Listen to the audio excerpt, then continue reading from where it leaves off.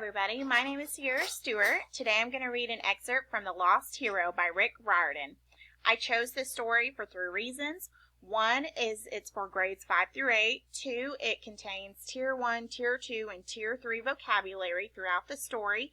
Not as much Tier 3 as the others, but that seems to be a common occurrence. I also chose it because I think fantasy is one of the biggest things to keep students' fluency up. If they can read a fantasy book, they can read anything, nonfiction, textbook, because you have to learn how to read words that don't make sense and you have to use your imagination. So I hope you enjoy this reading. I'm going to read about a page and a half from this story. If you have any questions, please just reply to me in the discussion board. Thank you, and I hope you enjoy it. Chapter 1, Jason. Even before he got electrocuted, Jason was having a rotten day. He woke in the back seat of a school bus, not sure where he was, holding hands with a girl he didn't know. That wasn't necessarily the rotten part. The girl was cute, but he couldn't figure out who she was or what he was doing there. He sat up and rubbed his eyes, trying to think. A few dozen kids sprawled in the seats in front of him, listening to iPods, talking, or sleeping. They all looked around his age. 15? 16? Okay. That was scary. He didn't know his own age. The bus rumbled along a bumpy road. Out the windows, desert rolled by under a bright blue sky. Jason was pretty sure he didn't live in the desert. He tried to think back. The last thing he remembered, the girl squeezed his hand. "Jason, you okay?" She wore faded jeans, hiking boots, and a fleece snowboarding jacket.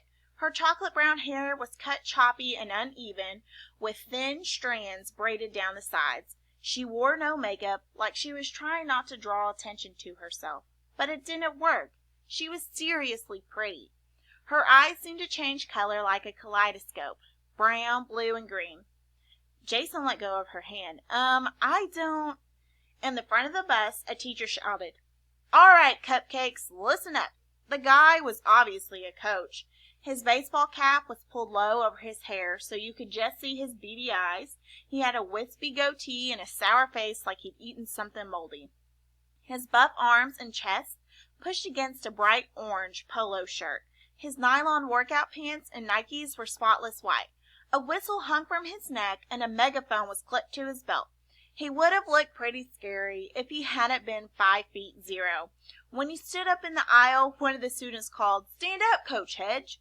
I heard that. The coach scanned the bus for the offender. Then his eyes fixed on Jason, and his scowl deepened. A jolt went down Jason's spine. He was sure the coach knew he didn't belong there. He was going to call Jason out, demand to know what he was doing on the bus, and Jason wouldn't have a clue what to say. Thanks everybody for listening, and I hope you have a great week.